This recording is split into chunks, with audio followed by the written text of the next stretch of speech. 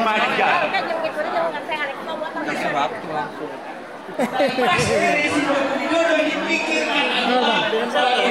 Yang payani rombongan lah. Alhamdulillah. Bukan membangun jalan umum yang bebas bagi rakyat.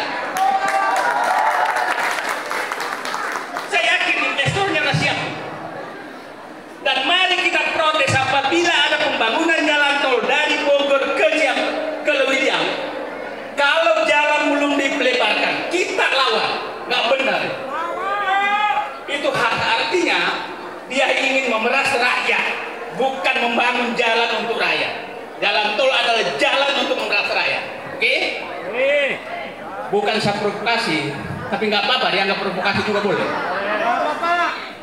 Jadi selama jalan Bogor-Lewiliang tidak diperlebar seperti jalan tol, maka jangan izinkan jalan tol dibangun Bogor-Lewiliang. Ya. Karena tugas negara adalah membangun jalan tol, jalan biasa, bukan membangun jalan tol. Tapi insya Allah tidak akan terjadi karena rezim Joko Widodo kita harus ambil alih.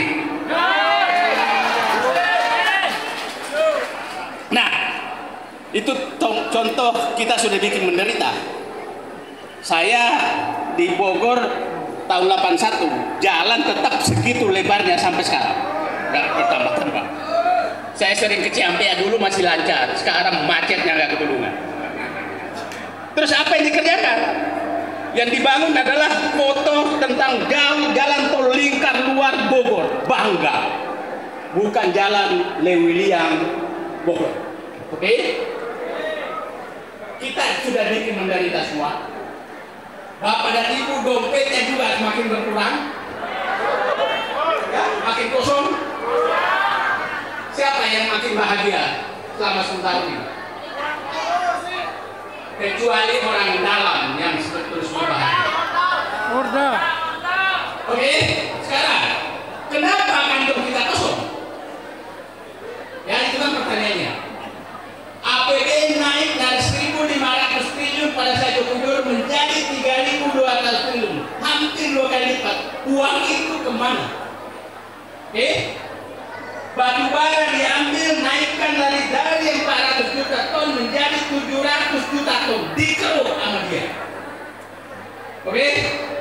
Harga batu bara naik 3 kali lipat dari $80 menjadi $240. Uang itu kemana? Oke?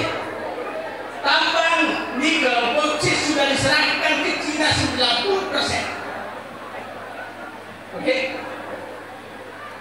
Terus itulah dibanggakan oleh anaknya Sultan kemarin waktu debat cawapres. Apapun jawabannya si bocil ini, selalu jawabannya hanya hilirisasi. Hilirisasi adalah titik nokta perampokan negeri ini yang akan dilanjutkan. Itu harus kita lawan. Tapi semua diam karena orang dalam yang ada. Kenapa? Tua-tua tim sukses mereka, satu ketua kadin, satu mantan ketua kadin. Nah, perampokan diperangi. Tapi saya salut betul-betul calon wakil presiden nomor berapa dia? Nomor 2. Kemarin bayangkan seorang anak seperti itu bisa mengkopi sekaligus 2 orang. Mengkopi Prabowo presidennya dan mengkopi bapaknya. Apa yang dikopi? Mengkopi Prabowo adalah menyerang lawan debat dan sedikit emosi. Itu kopi langsung dari Pak Prabowo. Mengkopi bapaknya adalah tidak pernah kelihatan wajahnya berbohong, walaupun itu dikatakan sangat berbohong. Bagaimana infrastruktur sosial itu stunting? Itu bodoh pun dan kita semua menjadi bikin bodoh oleh dia. Pak Batir, saya coba kemarin mencoba di depan muka Kermin, saya coba di pidato berbohong, muka saya kelipat Pak, nggak cocok. Jadi hanya memang dinasti itu yang bisa mewarisi cara seperti itu, berbohong tapi kelihatan tidak berbohong. teman-teman di dalam sini jangan coba mewarisi itu. Bapak nggak mampu, karena hanya orang beriman tidak akan mampu mewarisi cara seperti itu. Oke? Nah, sekarang utang siapa yang baru lahiran cucunya di sini atau anaknya? Itu lahiran anak ya, anak hari ini berarti langsung punya utang 75 juta rupiah. Pada saat rezim ini diterima, rezim Joko Widodo menerima dari SBY, itu utang per kapita 10 juta rupiah. Sekarang 75 juta rupiah. Hebat apa? Kurang hebat apa? Nah, gara-gara utang inilah dompet kita semua kosong. Kenapa? Pasti mereka selalu menyatakan kapan Bapak dan Ibu bayar utang pada utang negara. Pasti kata mereka itu.